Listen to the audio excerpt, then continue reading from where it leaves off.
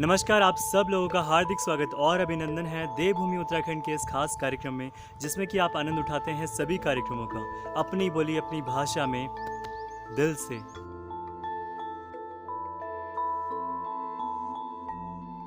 इस वीडियो में हम जानेंगे केदारनाथ धाम के बारे में और उससे जुड़े इतिहास के बारे में।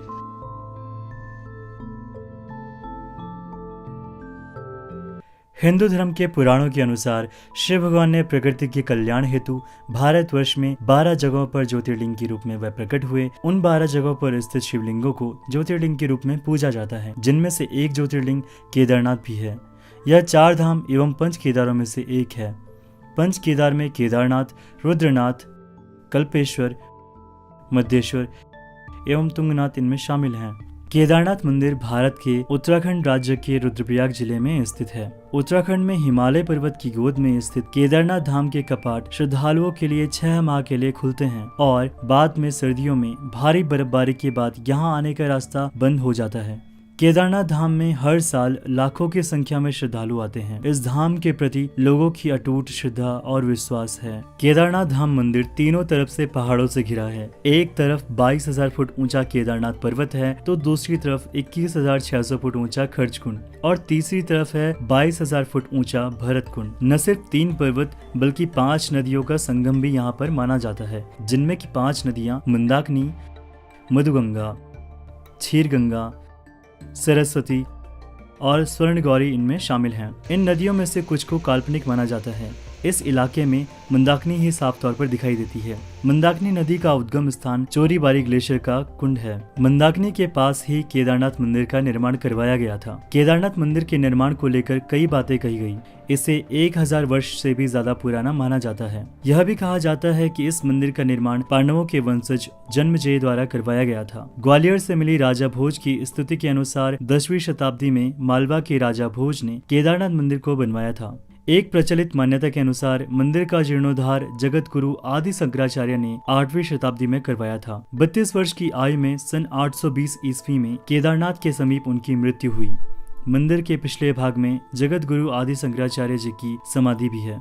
केदारनाथ मंदिर को लेकर 2 कथाएं प्रसिद्ध हैं। पहली कहानी के अनुसार केदार के शिखर पर भगवान विष्णु के अवतार महातपस्वी नर और नारायण ऋषि यहाँ पर तपस्या करते थे। उनकी आराधना से खुश होकर भगवान शिव ने उन्हें दर्शन दिए और उनकी प्रार्थना के अनुसार ज्योतिर्लिंग के रूप में उसी स्थान पर सदावास करने का वचन दिया। दूसरी कहानी के अनुसार माना जाता है कि महाभारत के युद्ध को जीतने के बाद पांडवों पर भ्रातृ हत्या का पाप यानी कि परिवार के सदस्यों की हत्या का पाप लगा, जिसकी वजह से पांडव इस पाप से मुक्त होना चाहते थे और भगवान शिव का आशीर्वाद पाना चाहते थे। भगवान शिव पांडवों के इस भ्रातृ हत्या से नाराज थे। भगवान शिव के दर्शन के लिए पांडव काशी गए, पर उन्हें भगवान शिव नहीं मिले।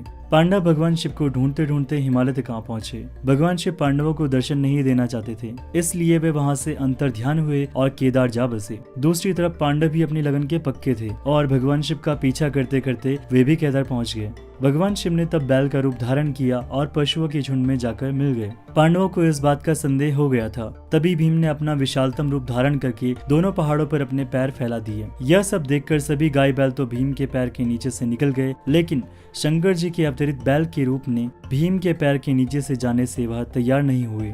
भीम ने अपने बल से बैल को पकड़ा, लेकिन बैल धरती में समाने लगा। तब भीम ने बैल की पीठ का भाग पकड़ लिया।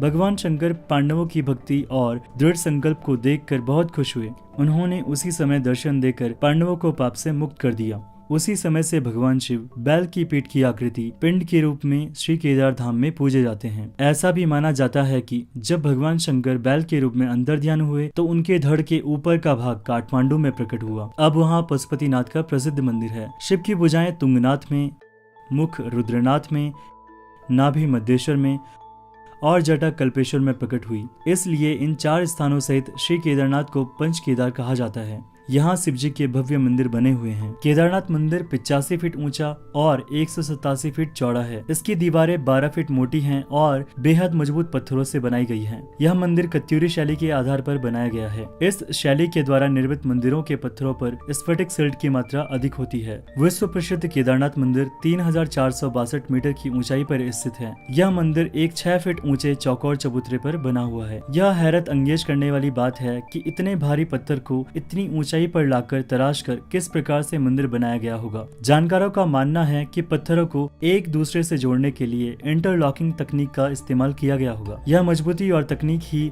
मंदिर को बीचों बीच खड़े रहने में कायम बनाती है। मंदिर के मुख्य भाग में मंडप और गर्भगृह के चारों तरफ प्रदक्षिणा पथ है। मंदिर के बाहर नंदी बैल वाहन के रूप में विराजमान है। श्री केदारनाथ मंदिर पर उपस्थित दिव्य पंच शीर्षभिमुखी कलश भीतर से मोटी ताम्र धातु तथा बाहर से स्वर्ण धातु का बनाया गया था, जो कि वर्तमान समय में मंदिर पर उपस्थित नहीं है, क्योंकि कुछ वर्ष पूर्व वह दिव्य कलश मनुष्य के लालच की भेंट चढ़ गया और वर्तमान में उस कलश के स्थान पर जाम्बलू की श्रेणी का कलश स्थापित किया गया है। मंदिर के प्रांगण में द्रौपदी सहित 5 पांडवों की विशाल मूर्तियां हैं। मंदिर के गर्भगृह में नुकीली चट्टान भगवान शिव के सदाशिव रूप में पूजी जाती है। केदारनाथ मंदिर के कपाट मेष संक्रांति से 15 दिन पहले खुलते हैं और अगहन संक्रांति के निकट बलराज की रात को यहाँ पूजा की जाती है। भैया दूज के दिन सुबह 4 बजे श्री केदार को घृत कमल एवं कपड़ों की समाधि के साथ ही कपाट बंद हो जाते हैं। कपाट बंद होने के बाद केदारनाथ की पंचमुखी प्रतिमा को ऊखीमठ लाया जाता है। इस प्रतिमा की पूजा यहाँ रावल जी करते हैं।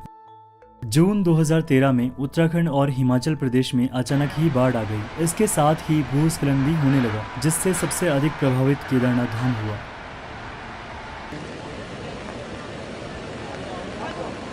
यह आपदा इतनी भयानक थी कि इसके आसपास बने होटल, धर्मशाला सब कुछ आपदा अपने साथ बहाकर ले गई, लेकिन इस ऐतिहासिक मंदिर का मुख्य हिस्सा और सदियों पुराना गुंबद सुरक्षित रहा। प्रलय के बाद भी मंदिर का उसी भव्यता के साथ खड़ा रहना किसी आश्चर्य से कम नहीं है। आज भी लोग इसे किसी चमत्कार से कम नहीं मानते। बाढ़ और भूस्खलन के बाद बड़ी बड़ी चट्टानें मंदिर के पास आने लगी और वहीं रुक गई, जो अभी तक जस की तस हैं। लेकिन उसी में से एक चट्टान भी आई जो मंदिर का कवच बन गई। इस चट्टान की वजह से मंदिर की एक ईंट को भी नुकसान नहीं पहुंचा, जिसके बाद इस चट्टान को भीमशिला का नाम दिया गया। यह चट्टान मंदिर परिक्रमा मार्ग के बिल्कुल पीछे है।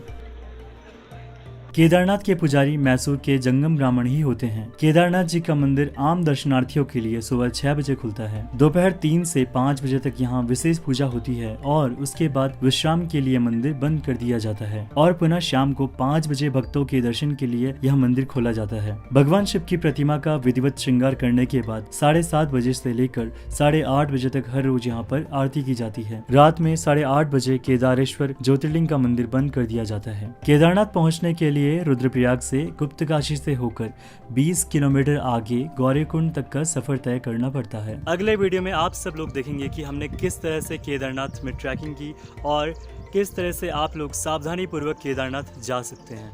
तब तक के लिए आशीष चमोली यानी मेरी तरफ से आप सब लोगों को नमस्ते नमस्ते नमस्ते नमस्ते नमस्ते।